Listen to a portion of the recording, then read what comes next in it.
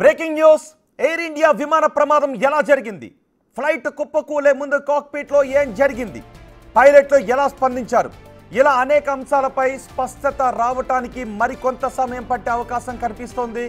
ఇందుకు ప్రధాన కారణం ఈ మొత్తం మిస్టరీ గుట్టు విప్పే కీలకమైన బ్లాక్ బాక్స్ దెబ్బతినడమే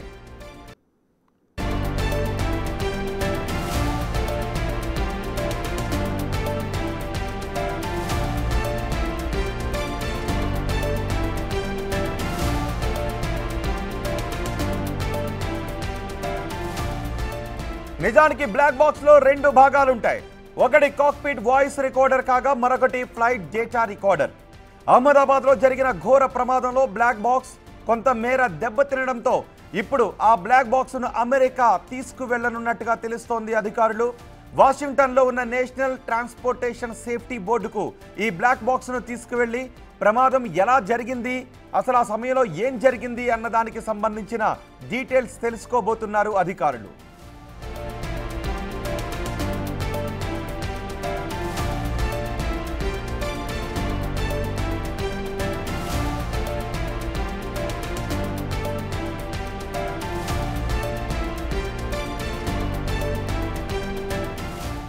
అతి త్వరలోనే ఇందుకు సంబంధించి కేంద్రం నుంచి అనుమతి తీసుకొని అమెరికా వెళ్లబోతున్నారు అధికారులు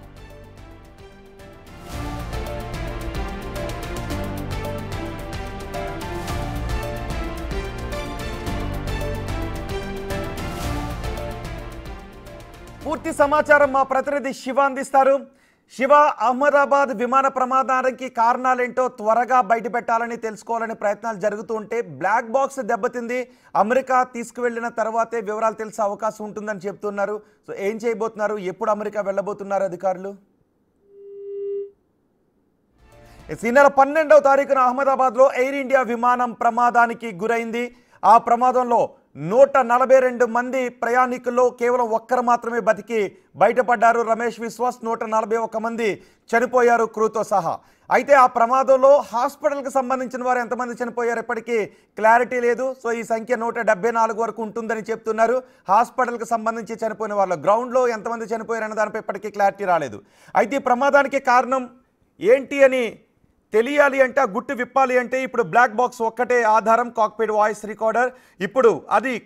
కొంత మేర పాక్షికంగా దెబ్బతింది అమెరికా తీసుకువెళ్లిన తర్వాత మాత్రమే అక్కడే డీకోడ్ చేసే అవకాశం ఉంటుందని చెప్తున్నారు దీంతో ప్రమాదానికి గల కారణాలు తెలియడానికి మరికొంత ఆలస్యమయ్యే అవకాశం కనిపిస్తోంది మా ప్రతినిధి శివ ఉన్నారు పూర్తి సమాచారం అందించడానికి శివ ఎప్పుడు అమెరికా తీసుకువెళ్లే అవకాశం ఉంది రైట్ రోహిత్ ఏదైతే అహ్మదాబాద్ లో ఎయిర్ ఇండియా విమానం ప్రమాదం చోటు చేసుకుందో ఆ ప్రమాదానికి సంబంధించి దాంట్లో కలెక్ట్ చేసిన బ్లాక్ బాక్స్ సంబంధించి ప్రధానంగా ఇప్పుడు దాంట్లో ఉన్న నిక్షిప్తమైన ఏదైతే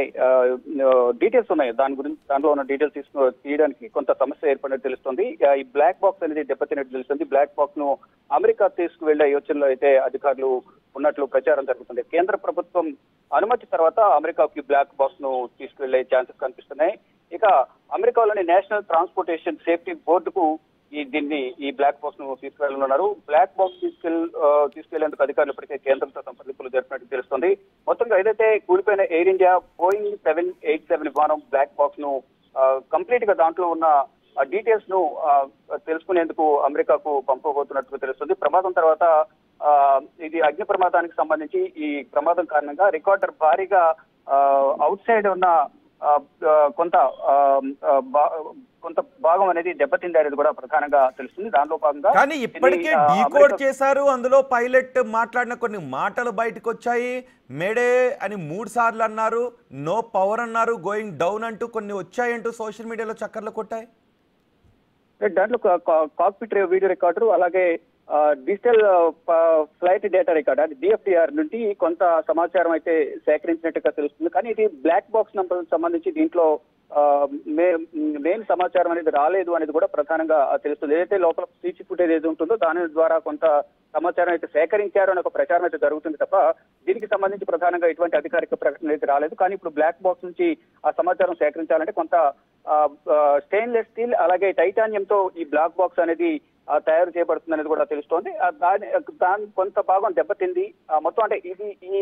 ఫ్లైట్ క్రాష్ అయినప్పుడు దాని యొక్క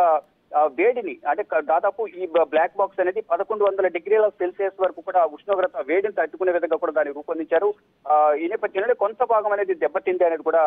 తెలుస్తుంది. ఈ నేపథ్యంలో దీన్ని ప్రధానంగా అమెరికా తీసుకెళ్లి అక్కడ దీని నుంచి బ్లాక్ బాక్స్ లో నిక్షిప్తమైన సమాచారాన్ని వెలికి తీసి అసలు సమాచారాన్ని సేకరించే పనులు అయితే అధికారులు నిమగ్నమైనారు. కేంద్ర ప్రభుత్వం ఇచ్చిన సమాచారం అంటే కేంద్ర ప్రభుత్వం నుంచి వారు పర్మిషన్ తీసుకున్న తర్వాత అమెరికా తీసుకెళ్లి